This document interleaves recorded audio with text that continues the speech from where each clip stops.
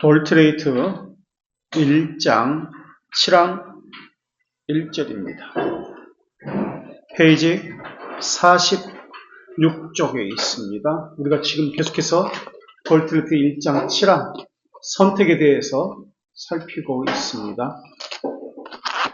선택은 하나님의 변하지 않는 목적이다. 이것을 다른 말로 선한 기쁨이다. 또 선택을 생각할 때 뭘 생각해야 된다고 했죠? 시간이 아니라 영원을 생각해야 합니다. 선한 기쁨이라는 말의 의미는 그렇다면 영원이라는 것을 반영하고 있습니다. 그래서 돌트레이트 1장 6항에서부터 선택에 대해서 고백이 시작합니다. 그리고 14항에서 선택에 대한 바른 가르침을 이야기합니다. 그러니까 1장 6항부터 14항까지가 선택에 대해서 설명을 하고요. 1장 15항부터 유기에 대해서 설명을 합니다.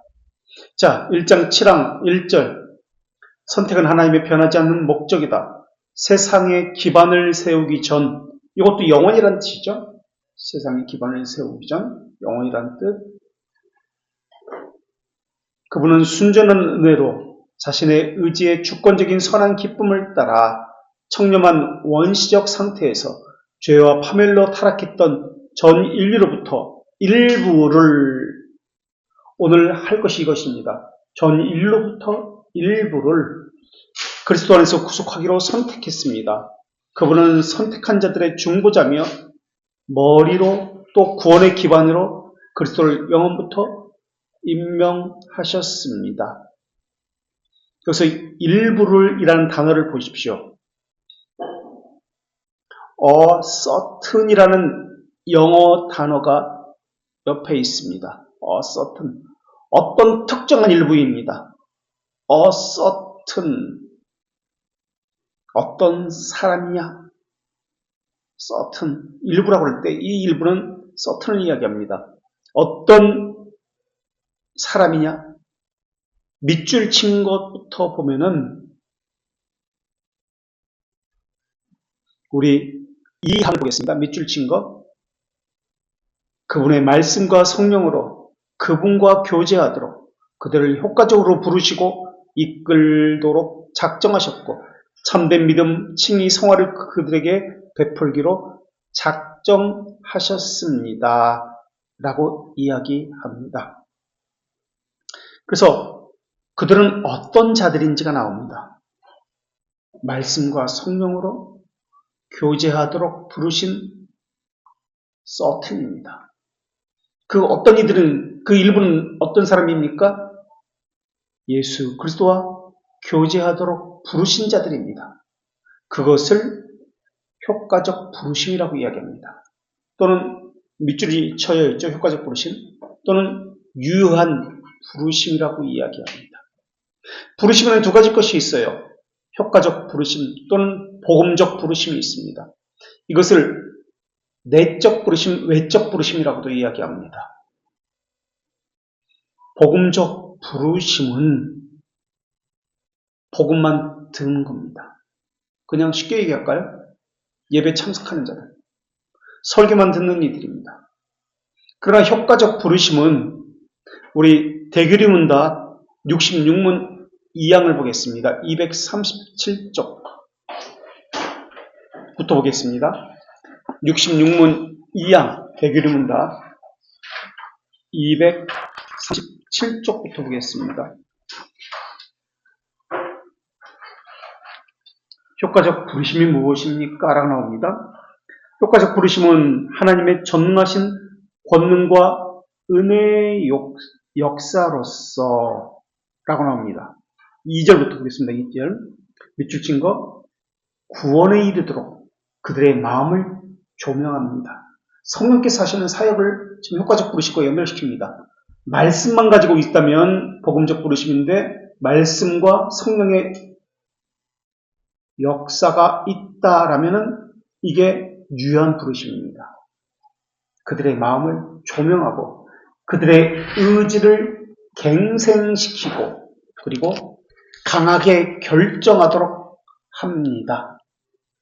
강하게 결정하도록 합니다. 그리고 그분의 부르심에 자발적으로 응답하고 자유롭게 응답할 수 있게 합니다. 그리고 제한하는 전달된 은혜를 수용하고 품을 수 있게 됩니다. 이렇게 나와 있습니다. 67문도 볼까요? 67문 밑줄 친구를 봤죠? 구원에 이르도록입니다. 2절에 다시 238쪽 구원에 이르도록. 구원에 이른 것입니까? 시간적으로 볼 때 구원에 이른 것입니까? 아직 구원에 이른 것이 아닙니다. 그렇죠? 효과적 부르심을 받은 사람은 구원에 이르도록 그들의 마음을 조명하고 그들의 의지를 갱생하고 강하게 결정하도록 합니다. 의지가 연약하여 라는 말이 나옵니까? 효과적 부르심을 받은 사람에게 상황이 이래서라는 말이 나오지 않도록 우선순위를 둡니다. 어떤 시험과 유혹과 상황에 의해서 흔들리지 않습니다. 뭐라고 나옵니까? 강하게 결정합니다. 우선순위가 분명합니다. 잣대가 분명합니다. 강하게 결정하도록 하여 그분의 부르심에 자발적으로 응답합니다.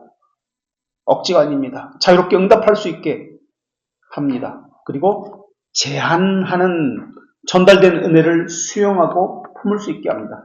사역자들을 통해서 제한되는 전달된 은혜를 수용합니다. 그리고 그 은혜의 방편을 품고 수용합니다. 그렇다면 선택된 자들의 결정은 어떻게 됩니까? 은혜의 방편이 있는 곳에 어떻게 합니까? 선택된 자들은 은혜의 방편을 취할 때 강하게 결정합니다. 그것을 수용하고 품습니다. 바로 아래 68문 볼까요? 238페이지 대규리문답 68문 선택된 자만 효과 있게 부르심을 받습니까? 예, 그렇습니다. 모든 선택된 자만, 즉 그들만 효과적으로 부르심을 받습니다. 다르게 이야기할까요? 그들만 강하게 결정합니다. 그들만 제한된 교회를 통해서 주시는 은혜의 방편을 수용하고 품습니다. 비록 1절 68문 말씀의 사역으로 다른 자가 외적 부르심을 받을 수도 있습니다. 외적 부르심, 복음적 부르심입니다. 예배 참석할 수도 있습니다. 교회에서 섬길 수 있습니다. 외적 부르심을 받을 수도 있습니다. 또 외적 부르심, 복음적 부르심이라고 하죠.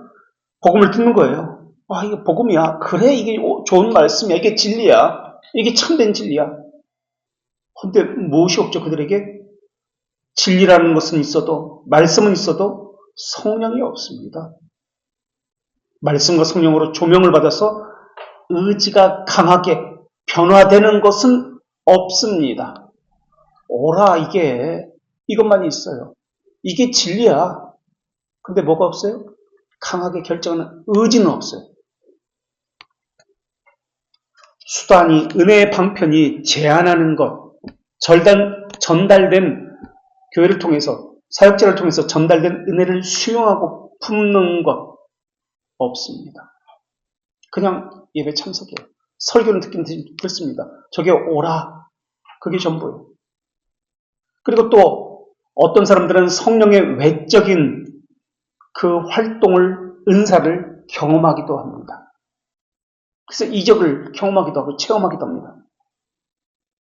그럼 이 외적 부르심을 받은 사람은, 복음적 부르심을 받은 사람은 어떻게 합니까? 68문 이항에서 뭐라고 얘기해요? 이들은 자신에게 제한된, 이게 복음적 부르심을 받은 사람과 유한 부르심을 받은 사람의 차이입니다. 외적 부르심과 내적 부르심을 받은 사람의 차이입니다. 하나님의 자녀와 그렇지 않은 자들의 차이가 이것입니다. 68문에 이들은 자신에게 제한된, 교회를 통해서 제한된 은혜의 방편에 대해서 의지적으로 경시하고 멸시합니다. 그래서 불신앙으로 여전히 남아있습니다. 예수 그리스도에게 진정으로 오지 않습니다.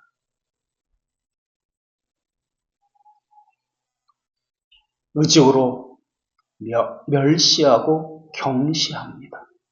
이게 원인입니다. 다른 핑계를 대고 자기 상황이 어떻다고 이야기하지만 그 마음에는 하나님의 은혜를 더 나아가서 그 근원적으로 계신 하나님의 영광과 존엄과 위엄을 멸시합니다. 이게 원인입니다. 불신앙이 무엇입니까? 다신교예요. 다신교. 혼합주의다. 세상의 철학과 신념을 가지고 이것도 섬기고 저것도 섬기는 거예요. 자기 유익에 따라서. 그래서 그들은 절대 그리스도에게 오지 않습니다. 유일한 구원자라고 그들은 생각하지 않습니다. 그리스도. 도리텔트 1장 7장 2절에서 예수 그리스도와 교제하는 것을 이야기하는데 그들은 예수 그리스도와 교제하지 않습니다. 예수 그리스도와 교제하는데 강한 결정을, 강한 의지를 갖지 않습니다. 이렇게 생각합니다. 그들은 가만히 앉아 있습니다. 하나님이 언젠간 나를 변화시켜 주겠지. 날 만들어 주겠지.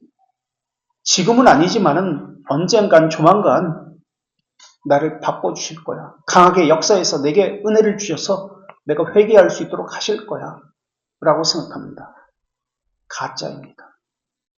유효한 부르심을 받지 못했을 가능성이 많습니다.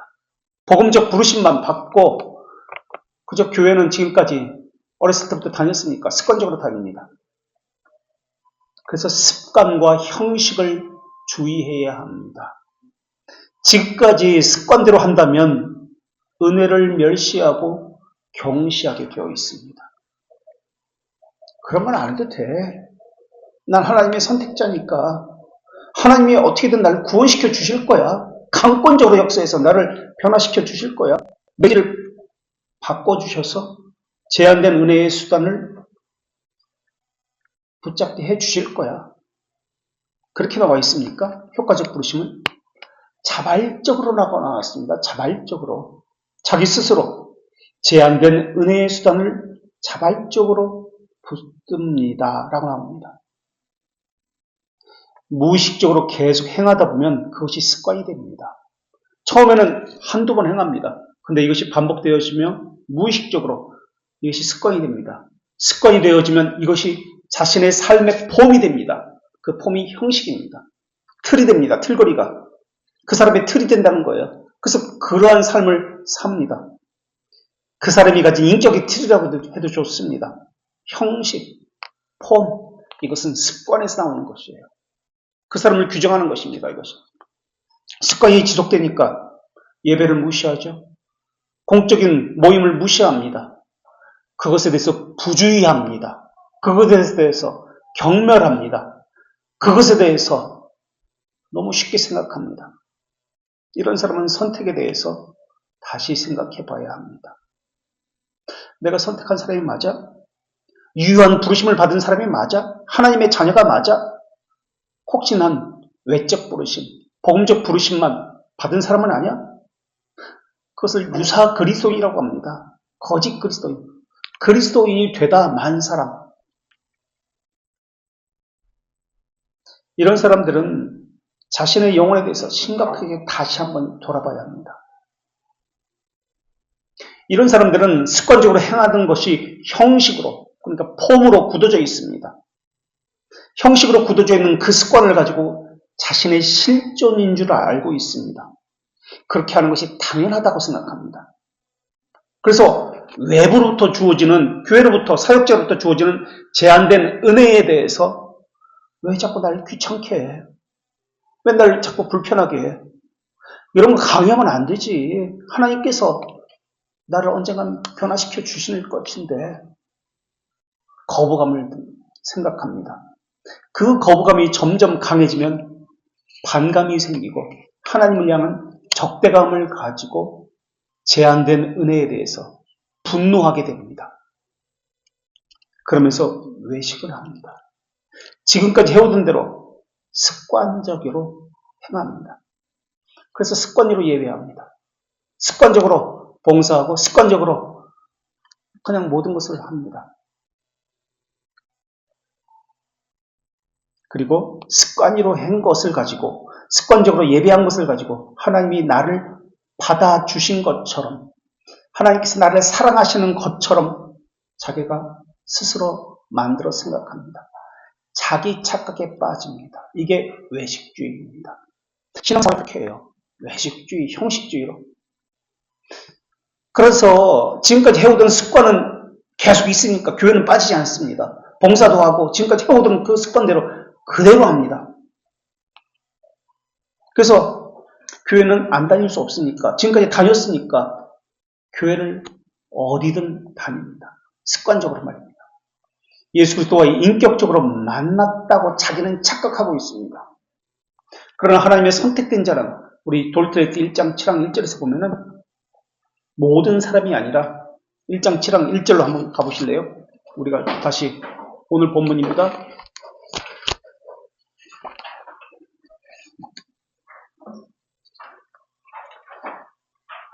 1장 7장 1절에 모든 사람이 아니라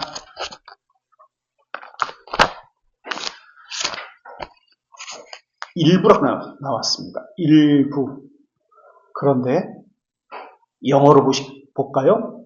우리말에선 일부라고 번역되어 있습니다. 우리말은 일부를, 우리말 돌트레이트 1장 7장 하나, 둘, 셋, 넷, 다섯, 여섯, 일곱. 일부를 그리스도 안에서 구속하기로 선택했습니다. 일부라고 나왔습니다. 근데 영어로 봅시다. 영어로 보면 위에서 아홉 번째 줄 보면 a certain number of person이라는 단어가 나옵니다. certain number of persons. 그리고 이 일부는 돌트레이트 1장 6강에서는 첫 줄에 some이라고 나왔습니다. 어떤. 그런데 보십시오. person이라는 단어를 썼습니다. human이라는 단어를 쓰지 않았습니다. 이 차이를 보시라는 말입니다. human이 아니라 certain person이라는 단어를 씁니다. 어떤 그 인간, 그 person을 이야기합니다. 그 위에서는 지금 1장 7항에서 밑에서는 일부라는 단어를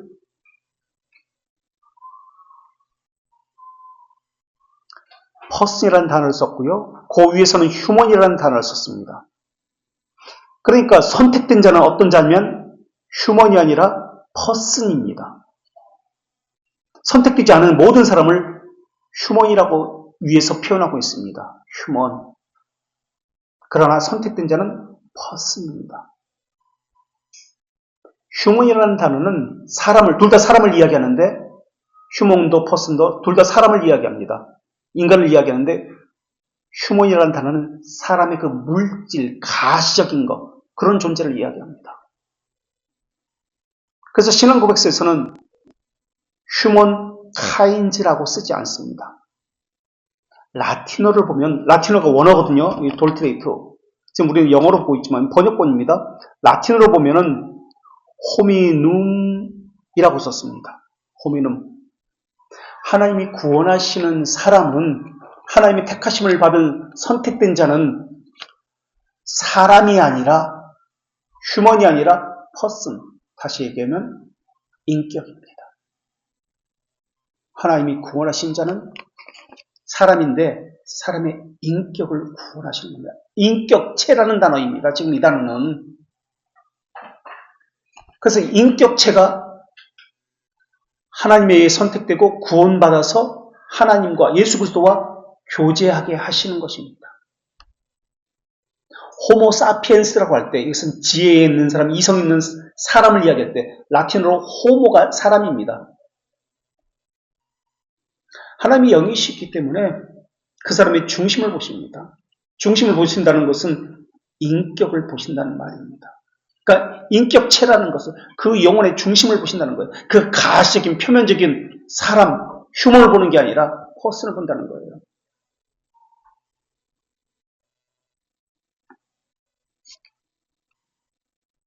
저는 약속을 중시 여깁니다. 하나님과의 약속, 사람과의 약속. 사람과의 약속을 지키지 않으면 보이지 않는 하나님과의 약속은 당연히 지키지 않을 겁니다. 하나님께서 약속을 지키는 사람은 하나님과의 거룩, 관계, 이웃과의 관계도 당연히 지키게 되어 있습니다. 그게 의입니다. 사람과의 약속. 하나님과의 약속을 거룩이라고 이야기합니다. 그게 율법입니다.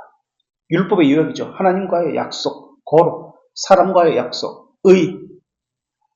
그게 율법의 핵심, 하나님 사랑, 이웃 사랑입니다.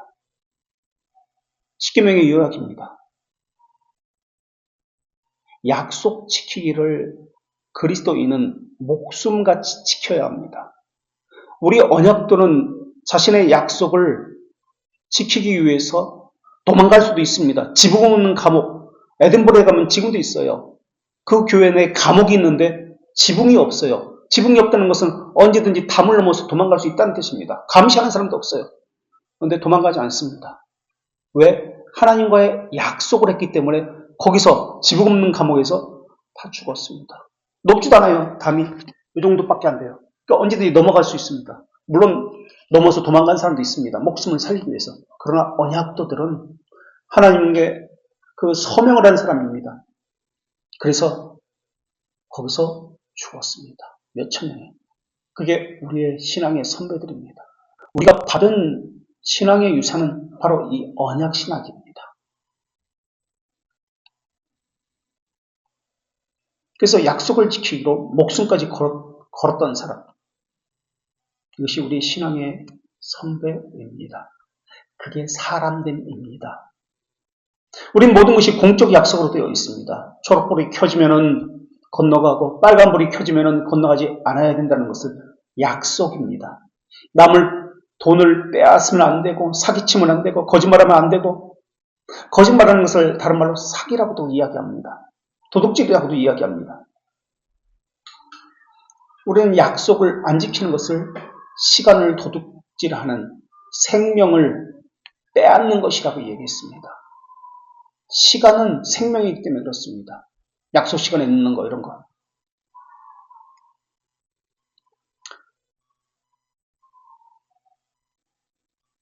해야 할 것을 하지 않는 것. 하지 말아야 할 것을 하는 것.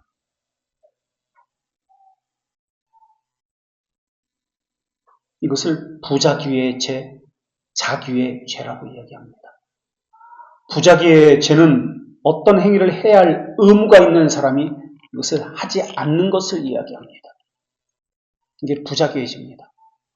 하나님과 약속은 의무입니다. 이것을 하지 않는 것, 부자기의 죄. 자기의 죄는 이것과 반대로 범하는 것을 자기의 죄라고 이야기합니다. 우리 가운데 만연한 죄에 대해서 어떻게 해야 할까요? 하나님과의 약속을 지키지 않습니다. 교회의 질서에 그 의무를 지키지 않습니다.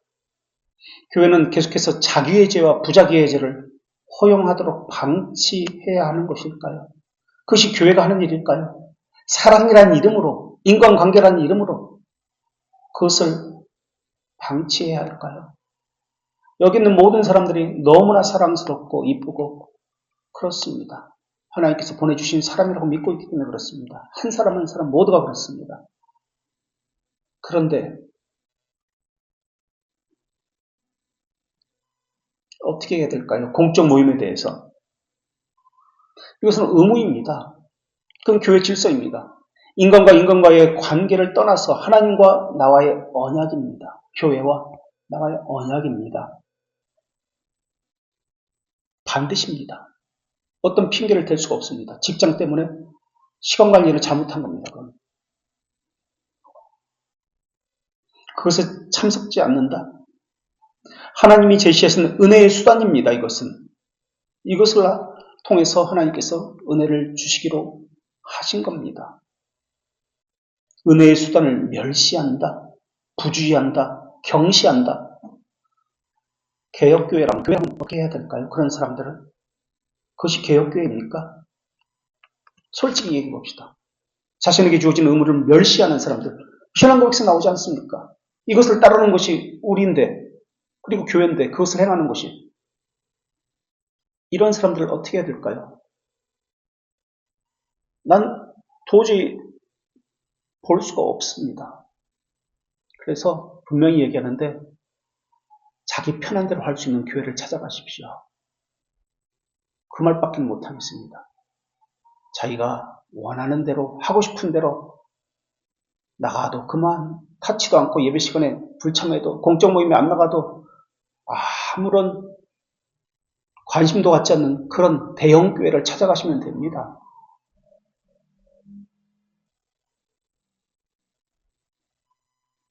둘 중에 하나를 선택하셔야 됩니다. 공적 의무를 다하든지, 이 교회에 왔다는 것은 이 교회의 질서를 지키고 순종하겠다는 뜻일 겁니다. 그리고 이 교회를 통해서 은혜의 방편들을 수용하고 품고 순종하고 지키겠다는 뜻일 것입니다. 근데 그것이 싫다면 다른 곳으로 찾아가야죠. 그렇게 자신의 의무, 언약을 지키지 않는 사람들을 호용하기 위해서 이 교회를 세운 것 아닙니다. 사례비도 받지 않고 이렇게 교회에 버티고 기다리고 있었던 건 아닙니다. 솔직히 얘기합시다. 태원의 가족이 왜 나갔을까요? 설교가 정말 변했기 때문에, 사람 중심이 됐기 때문에 나갔을까요? 물론 그런 면도 없잖아 있을 수도 있겠지요. 그것만 있을까요? 혹시 새로운 여러분 때문에 나간 것은 아닐까요? 그런 이유는 없었을까요? 복합적이었겠지만 자신들에게 서운했기 때문에 나간 면도 없잖아 있을 겁니다. 그렇다면 좀 더 책임감을 가지고 더 열심히 해야 하는 것 아닐까요? 지금 최소한 여러분은 두 교회를 뛰쳐나왔습니다. 그렇다면 그곳에 남아있던 사람들의 상처는 생각해 본 적이 있습니까? 자기가 받은 상처만 중요하고 교회에 받은 상처, 교회의 머리신 예수 그리스도가 받은 상처를 주었다는 것은 생각 안 해보셨어요? 여기서도 마음에 안 들면 또 다른 교회를 찾아갈 겁니다. 그렇다면 또 이곳에 남아있는 사람은 상처를 또 받겠지요. 자기는 상처를 받았다고 나가지만은 이곳에 남아있는 다른 사람들은 더 큰 많은 사람들이 상처를 받습니다. 그게 뭔지 아세요? 이기심입니다. 교만이에요. 태훈애가 나가서 상처를 받았다고요? 그렇게 힘들고 흔들린다고요? 그럼 지금까지 뛰쳐나온 그 교회 사람들은 생각한 적이 없어요? 그 사람들이 받았던 상처에 대해서? 교회는 그냥 다니는 거 아닙니다. 우리가 금요일날 배웠듯이 고린도전서 14장 40절에 이미 배운 대로 교회는 그냥 다니는 것이 아니라 세우는 겁니다. 이코노믹이라는 단어를 가정경영이라는 그 단어를 써가지고 성경에서 표현하고 있었다고 이미 배웠습니다. 교회를 세우는 사람의 모습인가요? 허물기 위해서 혹시 이 교회에 온 것은 아닌가요? 흔들기 위해서. 하나님의 선택은 인격 위에 선택됩니다. 그 사람됨, 하나님과의 교제키 위해서 선택하신 거예요. 그 사람의 인격을 변화시키는 겁니다. 하나님께서는. 선택된 자예요. 그래서 칭의, 성화, 견인, 그래서 믿음의 결과가 이런 것들이 나타나는 거예요. 신자는 그리스도의 것입니다. 나는 내 것이 아닙니다. 그리스도의 것입니다. 최우선적인 순위를 두게 되어 있습니다. 이게 선택된 자들의 모습입니다. 자기가 가진 모든 것들을 팔아서 더 귀한 보화가 있다는 것을 알았기 때문에 그것을 사는 사람들이 그리스도인입니다. 교회를 유지하기 위해서, 바른 진리를 전하고 배우기 위해서 버티고 흠과 죄를 계속해서 제거해 나가면서, 그게 개혁신앙입니다. 우리나라에 그런 목사가 한두 명이 아니에요. 개혁신앙을 지키는. 근데 교회들은 다 작습니다. 교인이 한 명, 두 명, 서너 명밖에 없어요. 한두 명 교회 그거 가지고 사례비도 없이 오히려 자기가 일하면서 밤에 운전하고 새벽에 택배 돌리면서 그러면서 교회를 유지합니다. 그게 개혁신앙입니다. 그렇기 때문에 어차피 이 교회는 처음부터 3년 동안 교인이 한 명도 없었어요. 여러분이 오기 전에도 봐서 알겠지만 3명밖에 없었어요. 한두 명만 있어도 이 교회는 유지가 될 것입니다. 하나님께서 지키시기 때문에. 그러니까 순종하기 싫으면, 자기가 멋대로 하고 싶으면 큰 교회 많으니까 자기를 귀찮게 하지 않는 그런 교회 가시란 말입니다. 거기 가면 성경 공부 안 해도 누가 뭐라 하지 않을 사람 없습니다. 묵상하라는 사람 없습니다. 만약에 저 같으면은 직장이 신앙생활에 반대 때문에 직장을 그만둘 겁니다. 가족이 신앙생활에 개혁신앙을 지키는데 반대가 되고 저해가 된다면 가족을 버릴 것입니다. 저 같으면 지금까지 그래왔다고 생각합니다. 금요일날 부득이하게 못 나올 수 있다면, 못 나오는 상황이 있다면 녹음을 듣고 요약하라고 하지 않았습니까? 그렇게까지 편리를 봐주고 있는데 하나님의 중심, 교회 중심이 안 되는 사람이 과연 하나님의 사람이라 할 수 있을까요? 제 생각은 그렇지 않습니다. 그런 사람들에서 어떻게 해야 될까요? 이제 우리는 지금까지는 등록 교인만 권징이 있다라고 제가 이야기했는데 초대교회부터 지금까지 교회 역사를 배워본 바라에 의하면 금요일날 우리가 교회 질서를 배웁니다만 원입교인도 권징을 받았습니다. 이제 가르쳤습니다. 그것에 대해서. 안 가르쳤기 때문에 저는 그동안 그것을 이야기하지 않았습니다. 여호수아가 이스라엘에게 한 말이 있습니다. 만일 여호와를 섬기는 것이 너에게 좋지 않게 보이거든, 또는 너희가 거룩한 땅에 있는 아모리 족속의 신이든지 너희가 섬길 자를 오늘 택하라 라는 말입니다. 여호수아 24장 19절입니다. 여러분이 섬길 자를 택하십시오. 세상을 섬기든지 하나님을 섬기든지 둘 중에 하나 외에는 없습니다. 중생은 의지의 변화입니다. 인격의 변화입니다. 하나님은 그것을 택하는 거예요. 휴먼이 아니라 퍼슨을 택합니다. 인격을 선택하셔서 그 인격을 변화시킵니다. 이게 개혁신학이에요. 생각의 변화, 의지의 변화입니다. 중생은 의지의 변화입니다. 순종입니다. 순종. 칭의를 받은 것은 순종의 전가를 받았다는 뜻이에요. 그래서 자발적으로 강하게 결단합니다.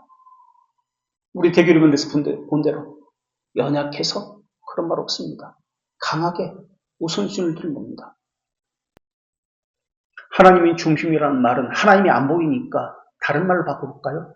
성경 중심 또는 교회 중심이라는 말로 바꿔도 좋습니다. 우선순위를 둔다는 뜻입니다. 최고의 가치성을 둔다는 뜻이고 가장 먼저 고려한다는 뜻입니다. 직장을 잡는 것도 하나님을 위해서입니다. 누구를 만나는 것도 하나님을 위해서입니다. 결혼하는 것도 무슨 약속을 잡는 것도 우선순위에 있어서 교회를 중심으로 잡아야 합니다. 집을 이사하는 것도 마찬가지입니다. 근데 사람들은 거꾸로 합니다. 직장을 먼저 잡고 그 다음에 집 이사가고 집 이사간 다음에 그 다음에 교회를 그때서야 집주위로 찾아보면서 교회가 없네 라고 이야기합니다. 거꾸로 되어 있죠. 교회를 먼저 정하고 그 다음에 집을 정하고 교회 근처로 그 다음에 직장을 그 주위로 해서 찾아보는 겁니다. 우선순위가 거꾸로 바뀌어버렸습니다. 오늘 사람들은. 그러면서 신자다라고 이야기합니다. 그 자기가 중심에 있는 거예요. 일 중심이고 교회는 맨 나중에 있습니다. 직장, 집, 교회. 자기 개인 약속과 교회가 있을 때 충돌할 때 무엇을 선택하고 무엇을 포기합니까? 교회를 포기합니다. 직장을 선택하고 자기가 만나는 그 만남을 선택합니다. 자기를 포기하지 않습니다. 그게 하나님의 중심의 삶일까요? 신자의 삶일까요? 자기를 부인하고 자기를 포기한다는 것은 가치에 있어서 자기를 우선순위에 두지 않는다는 뜻입니다. 우리 표가 처음에 시작이 착하고입니다. 착하고라는 말의 의미는 그냥 착한 사람 그런 개념이 아니에요. 윤리도덕적인 개념이 아니에요. 빌립보서 1장 6절 말씀에서 가져온 것인데 중생이란 뜻입니다. 이 기독교 용어에 중생이라고 거듭남이라고 나옵니다. 하나님을 향한 열망, 하나님을 사랑하는 것, 하나님에 대해서 알고 싶은 그 심정을 하나님께서 우리 심정에 불태우신다. 벨지카에서 우리가 배운 것처럼 말입니다. 그게 중생입니다. 그게 착하고라는 첫 번째 표입니다. 우리 의지를 그렇게 하나님께서 바꾸셔서 하나님 중심이 삶을 산다. 이것이 우리 교회 표지입니다. 반대로 이야기하면 그것이 없는 사람은 교인이 안 된다는 의미입니다. 그럼 중생은 우리 의지가 바꾸는 것입니까? 아닙니다.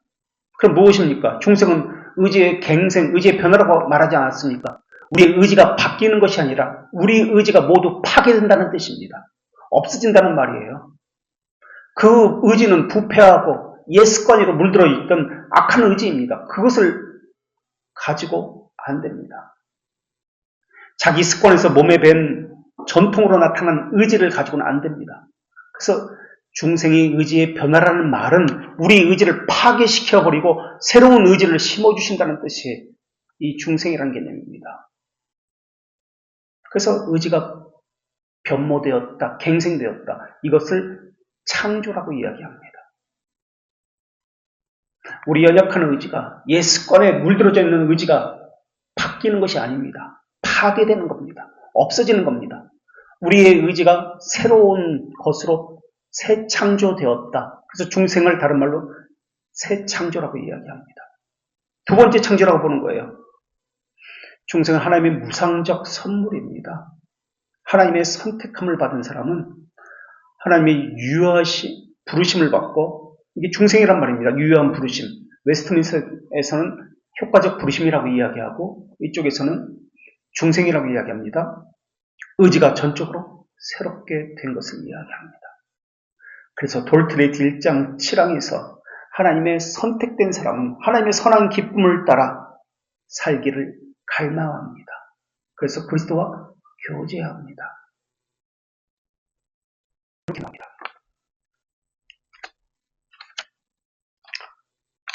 물론 선택되었을 때 다른 사람보다 나은 것이 하나도 없습니다. 선택할 만한 조건이 있는 것도 아닙니다. 그러나 하나님은 수많은 인류 가운데 인류라고 쓴 단어를 보십시오. 휴먼이라는 단어입니다. 그 사람을 선택했습니다. 그 사람을 바꿉니다. 이때 하나님이 선택됐다는 이 단어는 person이라는 단어입니다. 그래서 우리 편에서 보면은 영원에서 이미 이루어진 것이지만 우리 편에서 보면 서서히 나타납니다.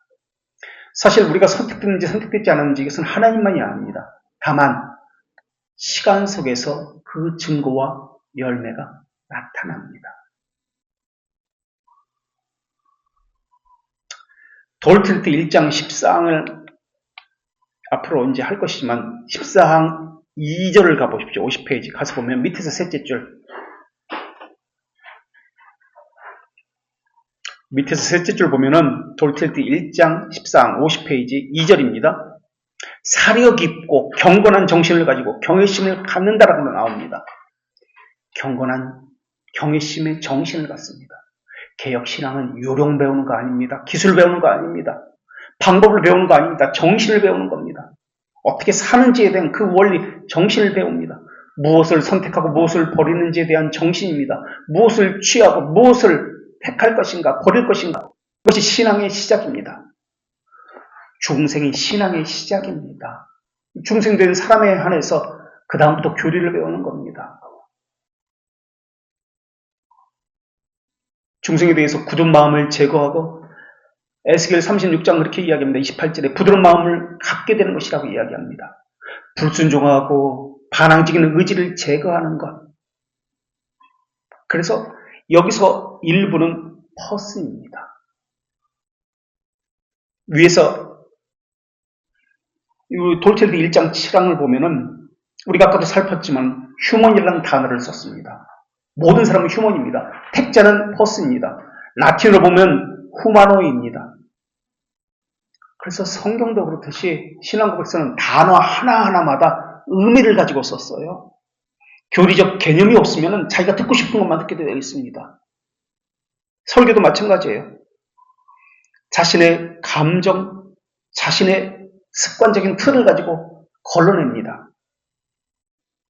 후마노라는 이 단어는 후마노라는 라틴어 이 단어는 혈육이 되다, 인간이 되다라는 뜻입니다.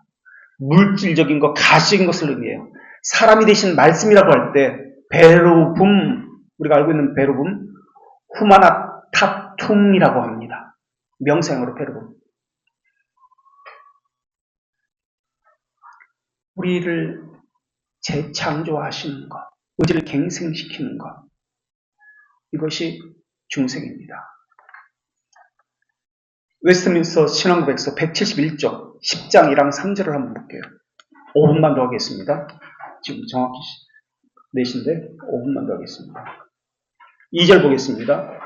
171쪽 웨스트민스터 신앙고백서 10장 1항 3항 2절.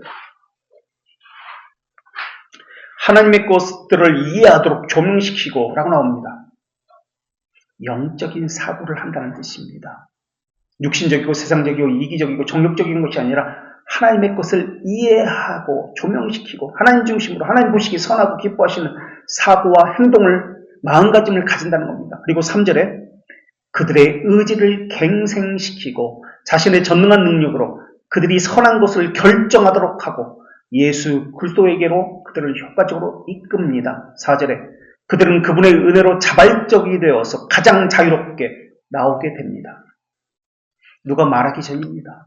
강요가 아닙니다. 자기 스스로 자발적으로 가장 자유롭게 그렇게 하는 것이 기쁘기 때문에 성향이 바뀌기 때문에 그렇습니다. 영적인 선을 향한 죽어있던 의지가 살아나서 이것을 추구하게 되었습니다. 불순종하는 의지는 순종하는 의지로 바뀝니다. 그래서 감동과 감화를 받아서 선행의 열매를 맺도록 합니다. 그래서 이것을 중생이라고 이야기합니다. 그런데 이때 중생이라는 단어보다 회심이라는 단어를 더 사용합니다. 하나님은 다친 심정을 여시고 강팍하고 고집스러운 마음을 부드럽게 하고 할례받지 못한 심정에 할례를 베풀고 하나님을 향한 열렬한 지성, 하나님을 향한 감성과 순종하는 의지를 우리 의지에 주의시킵니다. 그래서 돌트레이트 다시 3, 4장 11절 11항 3절을 보겠습니다. 71쪽 돌트레이트 3, 4장 11항 3절 71쪽 그분은 중생을 이렇게 설명합니다.